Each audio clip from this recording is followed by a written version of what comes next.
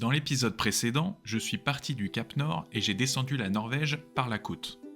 Je suis passé par les Lofoten, splendides, puis j'ai emprunté la fameuse nationale 17 qui serpente de fjord en fjord. Et après quelques péripéties liées à la tempête Hans, on se retrouve un peu avant Trondheim. Donc le plan initial, c'était de quitter la côte, de prendre un axe plein sud pour rejoindre rapidement Oslo. Ça faisait un paquet de temps que j'étais en Norvège et c'est un pays qui coûte très très cher. Il fallait que je passe à autre chose. Mais la tempête Hans a bloqué l'axe Trondheim-Oslo. Donc j'ai décidé de partir plus à l'est en direction de la frontière suédoise. Et là, je me retrouve dans la vraie pampa norvégienne. Bon, je vais pas sauter directement en Suède. Là, j'ai trouvé une route qui longe un peu la frontière. Ça m'évite de faire un trop gros détour et de mettre trop de kilomètres sur la mobilette qui a vraiment pas besoin de ça. Là, ça fait 10-15 bornes que je fais que de monter.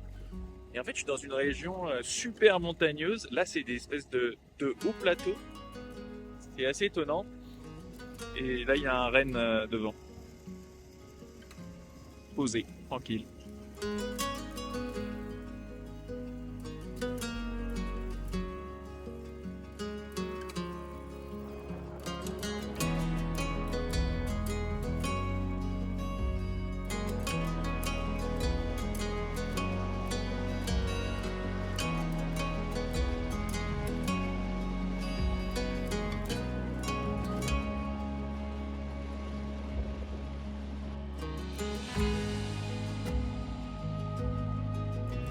Alors je suis actuellement à Røros qui est inscrit à l'UNESCO. Cette ville a vu le jour en 1600 parce qu'il y avait des mines de cuivre. Et la particularité c'est que tout est en bois et tout est resté intact depuis 1700, je crois, quelque chose comme ça. Et donc c'est vraiment c'est mignon, tout plein. Petite ruelle. Bon, je suis en train de me couper la barbe avec les ciseaux de mon Laserman, là, ma pince multifonction. Ça me fait penser au film Crocodile Dundee, là, où il fait semblant de se raser avec un grand couteau, puis en fait il a un rasoir juste à côté. Bon là, promis, je fais pas semblant. Hier soir, je me suis trouvé une chambre dans un centre de rééducation. Ce qui est bien, c'est que je suis dans mon élément, tout le monde boite dans tous les sens. Ça, moi, je passe inaperçu. Non mais en vrai, c'était vachement bien. Je vous montre. Est-ce qu'on ferait pas un peu de mobilette aujourd'hui? Ça faisait longtemps. Bon, cet après-midi, c'était plutôt calme niveau pluie. J'avais pu sécher. Et là, regardez ce qui m'attend devant. Le bon mur de pluie. Je vois même plus le bout de la vallée, là. Et maintenant, je vise la ville de Göteborg, d'où je prendrai le ferry pour le Danemark. Bon, l'étape du jour, c'est Göteborg, 185 km. Là-bas, je me suis trouvé une auberge de jeunesse avec des chambres particulières, vraiment abordables et super bien notées. Donc j'ai hâte de voir ça, je pense que ça va être très sympa. Bon, voilà pourquoi j'évite les grandes villes comme la peste. Je me suis absenté 15-20 minutes, pas plus, pour mettre mes affaires dans ma chambre. Et on est allé visiter ma mob. Et on m'a pris les seuls trucs qui avaient un petit peu de valeur dessus. Donc là, dans la pochette qui est ici, il y avait mes micros DJI qui sont pas donnés. Donc ils ont disparu, ils ont pris ma batterie externe, donc ça je m'en fous un peu. Il y avait mon bidon d'essence qui était en plein milieu de la cour, vers là. Je suis pas descendu, allez on va prendre l'essence, puis finalement non. Et ils ont pas pris le reste. Je suis pas très rassuré de la laisser là la nuit. Ouais, j'ai intérêt à bien l'attacher là. Je vais profiter d'aujourd'hui pour aller visiter un peu Göteborg, qui a l'air vraiment super sympa. Et demain matin, très tôt, c'est ferry pour aller au Danemark.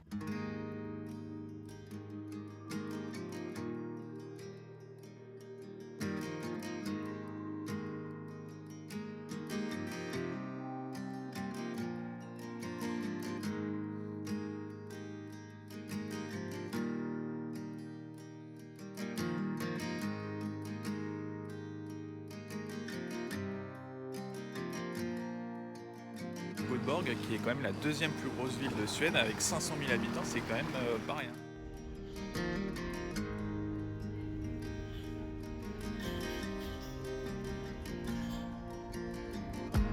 Pendant le ferry, là, j'ai sympathisé avec un campeur qui m'a expliqué qu'ici au Danemark, il y avait ce qu'ils appellent des shelters, donc des abris pour les campeurs, pour dormir. Et là, j'en ai trouvé un sur Google Maps, je vous montre. On vient par ici, on passe l'enclos et on arrive là. En fait, c'est des abris en bois. Et on peut dormir direct dedans, quoi. pratique. Je sais pas si on est censé mettre une tente ou pas, mais je pense pas. Voilà le bivouac pour la nuit. Là, je fais un peu tout sécher parce que en fait, je me suis tellement pris la pluie ces derniers temps que l'humidité s'est infiltrée un peu partout. Et au final, j'ai quand même mis ma tente à l'intérieur parce qu'il y a tellement de bestioles là-dedans. Il y a des centaines de moustiques, d'araignées dans tous les sens. Donc voilà, comme ça, je profite du côté un peu moustiquaire de la tente. Et puis voilà, hein. On va manger tranquillement. Et il y a même un petit rayon de soleil pour finir la journée. C'est pas beau ça? Bon, hier soir, j'ai fait une super rencontre. Il y a 2 campeurs danois qui sont venus dormir ici, dans l'autre abri qui est là-bas. Et en fait, ils étaient hyper sympas. On a pris l'apéro ensemble, on a mangé, on a fait un food camp, on a beaucoup discuté. J'ai appris plein de choses sur le Danemark. Et ils étaient un peu tellement étonnés de mon manque d'équipement comparé à eux qui eux, étaient vraiment équipés de la tête aux pieds juste pour une nuit, qui m'ont offert plein de trucs. Alors déjà, ils m'ont offert une batterie externe de l'armée, du régiment des ingénieurs, parce qu'il y en a un qui était à l'armée. Et moi, je m'étais fait voler ma batterie externe il y a 3 jours, avec une protection en vraie peau de phoque. Et ensuite, j'ai eu plein de rations. Il y a des plats, il y a des desserts, c'est top. Après, ils m'ont passé un réchaud, une canette, de quoi se désinfecter, plein de trucs. Donc j'ai vraiment une excellente impression du Danemark, parce que hier, ça n'a pas arrêté. C'était un festival de gentillesse, les gens, ils n'arrêtaient pas de venir me voir. On avait des vraies discussions, ils étaient très avenants, souriants. C'était hyper agréable.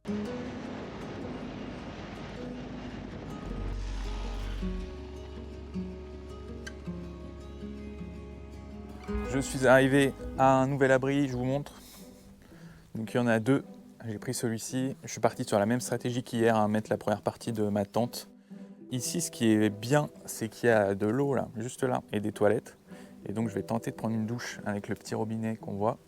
Ça va pas faire de mal. Sinon, je suis encore tombé aujourd'hui. C'est la 4e fois quand même du voyage. Bon, encore une fois à l'arrêt, donc rien de cassé. J'étais en fait un peu en dévers. Et la pédale a légèrement tapé ma jambe droite. Ça m'a fait perdre l'équilibre. Et donc je suis tombé avec la mob dans les fourrés en contrebas. C'était super. J'ai bien galéré à ressortir et j'arrivais pas à remettre la mob debout. Heureusement, il y a une dame qui est venue m'aider, donc on a pu la remettre debout. Mais ça m'embête. Je suis là, je pense que physiquement, je suis complètement cuit, complètement à bout. C'est dommage ces chutes parce que ça m'atteint un peu mentalement. C'est vrai qu'à chaque fois, ça me remet je remets un peu tout en question. Surtout pour mes projets futurs que j'ai en tête là. Je me dis que c'est pas gagné quoi. Enfin bon, allez. Je vais continuer à me préparer.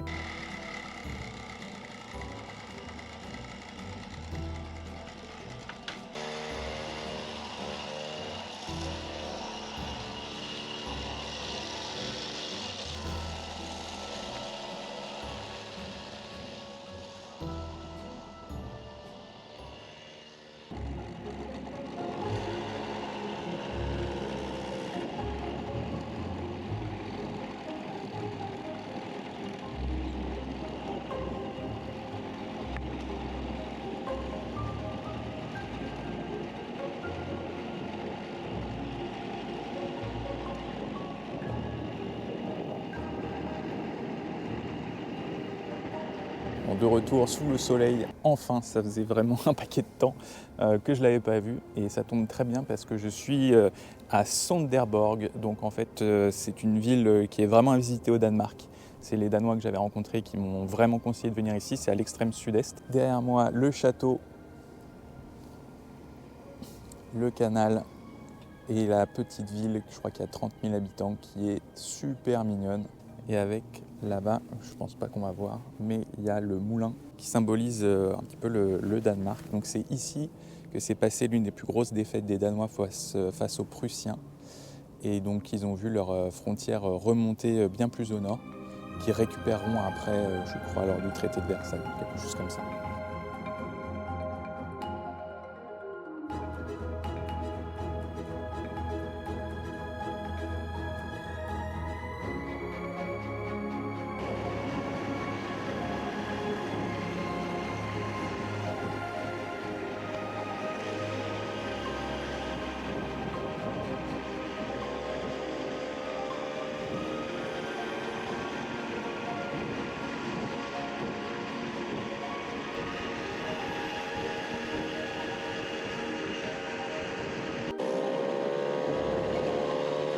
C'est parti pour l'Allemagne, vamos! Yippee!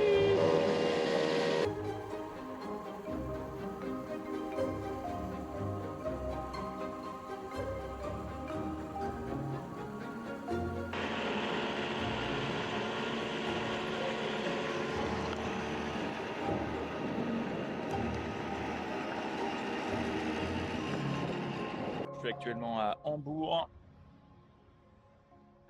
que je traverse un peu en coup de vent. Je me suis quand même arrêté là ce matin pour faire graisser ma chaîne. Le problème dans les grandes villes, c'est que c'est difficile de s'arrêter à l'improviste dans les garages parce qu'ils sont super souvent surbookés. Là, il a bien voulu me l'agresser, il n'avait pas le temps pour me la nettoyer, mais bon, c'est déjà pas mal, ça va déjà bien mieux. Je vais continuer tranquillement. Les grandes villes, c'est plus trop idéal parce que en fait, il y a beaucoup d'arrêts et de redémarrage. Et là, le redémarrage est quand même assez laborieux, surtout chargé comme je suis. Et elle freine très mal aussi, donc c'est pas le top. Donc je vais essayer de passer ça aujourd'hui et puis on va retourner dans la campagne tranquillement. Au niveau de Hambourg, j'hésite un peu à rallonger mon voyage par les Pays-Bas puis la Belgique. Mais je me ravise vite car la mob est un peu au bout de sa vie et je ne sais pas si elle tiendra bien longtemps. Je prends donc un axe beaucoup plus direct, Hambourg-Francfort, et je basculerai en France par la Moselle. J'ai un problème sur la mobilette, la poulie, ce qui rejoint le moteur à la roue, mais bien ces roulements sont morts. Je me suis arrêté ici à Morbach, une très jolie petite ville très mignonne. J'ai repéré un magasin de roulement improbable. Il y en avait un dans toute la région, il est ici. Et donc je m'y suis arrêté là ce matin. Malheureusement, ils n'avaient pas le roulement. Mais ils l'ont commandé et je devrais le recevoir demain midi. Donc c'est plutôt bien.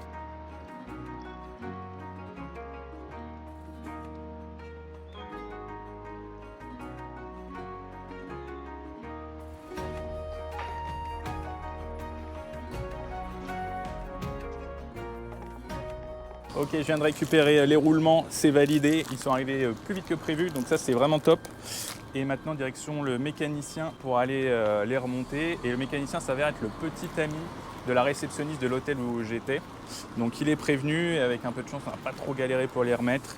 Allez c'est parti, on y croit, on y croit. Bon, je suis chez le mécano là et je vais enlever la pièce vite fait moi-même là et je vais lui donner, on va essayer de changer les roulements. C'est parti.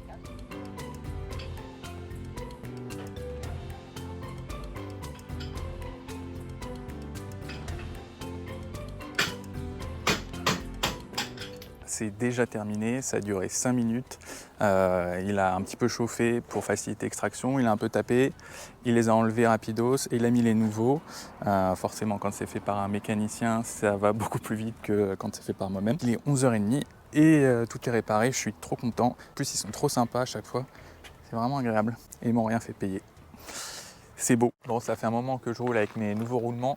Et malheureusement, ça n'a pas amélioré la situation, enfin pas des masses. Bon, c'est une bonne chose de l'avoir fait parce que de toute façon, ils étaient cuits, donc il fallait les changer. Mais j'avais quand même bon espoir que ça m'aide et bah du coup pas tellement. Mais ça roule encore, donc je vais continuer comme ça. Ça vibre, il y a des bruits dans tous les sens, mais bon. Là, je me retrouve dans les montagnes. Alors les routes sont assez chouettes, les motards doivent se régaler, d'ailleurs j'en vois beaucoup.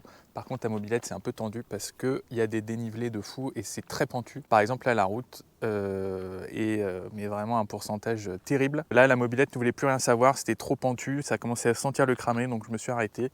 Et je pense que pour la première fois je vais devoir faire demi-tour. Là je m'avoue vaincu, j'ai pas envie de flinguer la mobilette. Et donc il y a un village tout là-bas, je vais revenir et prendre la grosse nationale. Ça va vraiment pas être drôle, mais tant pis, là j'ai pas le choix. Par contre c'est joli hein.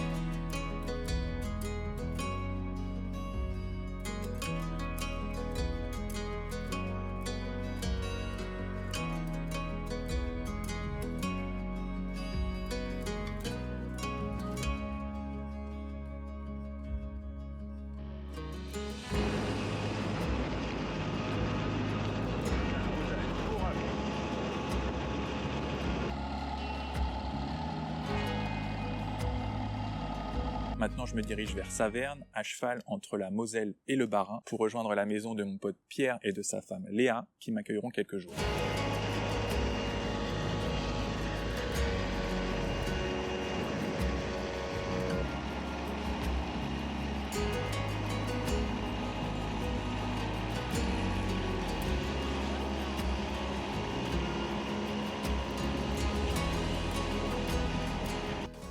Pierrot, j'arrive.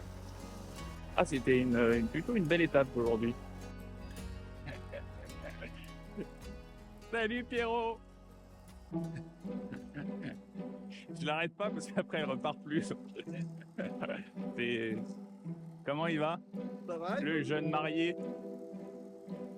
Ça a petite vibration et tout. Ah bah là ça devient n'importe quoi.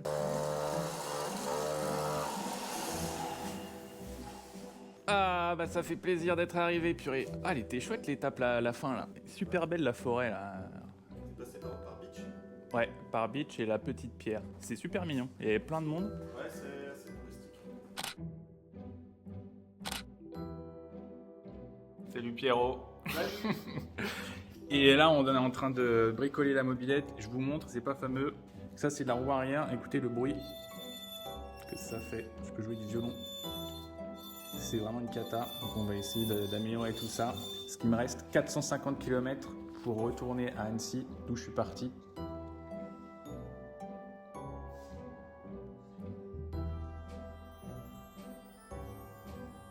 Bon, on a tout remonté, on a changé le pneu arrière, nettoyé la chaîne, on l'a regraissé, on a nettoyé les freins à l'arrière aussi, on a démonté l'embrayage variateur, on les a regraissés. On a nettoyé la bougie aussi qui était dégoûtante. Et là maintenant on va faire un tour, lui en GS 1200 et moi en mob. Pas tellement la même cylindrée.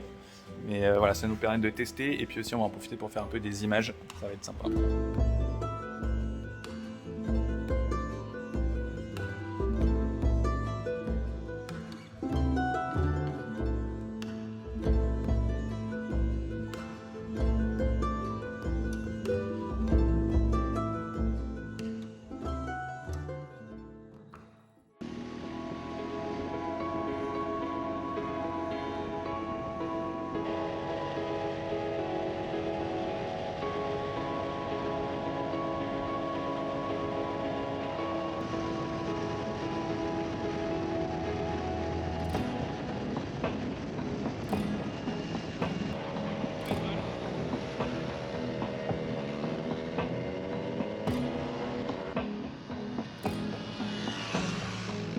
Je remercie chaleureusement Pierre et Léa qui m'ont accueilli comme un roi. On s'est baladé, on a réparé la mobilette et j'ai pu me reposer. Ça me permet d'attaquer la dernière branche de mon voyage un peu plus sereinement. Je reprends la route et sous leurs conseils, j'emprunte la route des vins d'Alsace qui est magnifique. Je vous recommande vivement d'y aller, c'est superbe.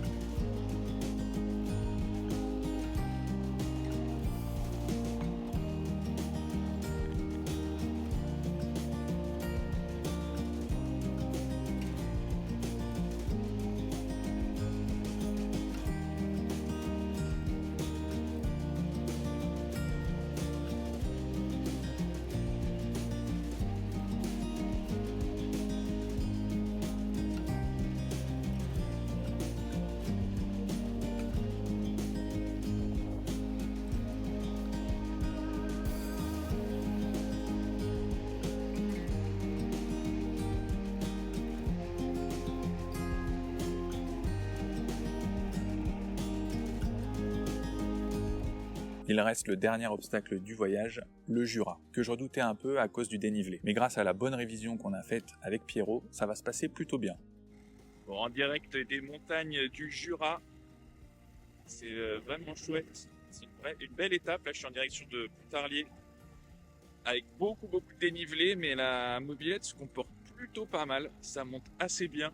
Donc c'est vraiment positif. Les routes sont chouettes, c'est les petites routes sans personne, c'est sinueux, c'est vraiment agréable. Je suis toujours dans le Jura et ce soir, il y a mon petit frère Gabriel qui est juste ici, qui m'a rejoint en scooter pour qu'on campe ensemble et ensuite on fera la toute dernière étape de mon voyage ensemble. Donc là on est aux alentours de Pontarlier, on fera Pontarlier-Annecy tous les deux. Donc là on s'est fait un feu de camp, tout était détrempé, donc en fait j'ai vidangé un peu d'essence de son scooter avec une petite durite et on a balancé de l'essence dans le feu et tout de suite ça aide. Puis voilà, on est pas mal.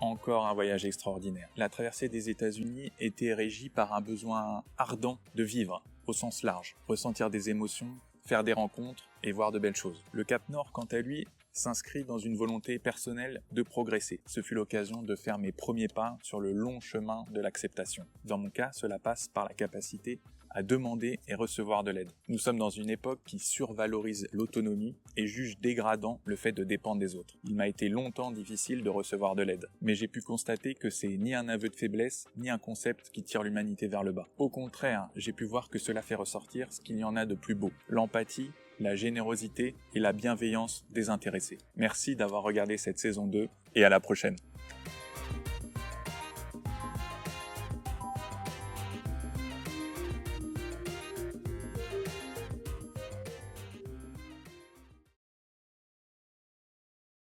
Bon, c'est bien beau ces grands discours, mais je vais où maintenant ?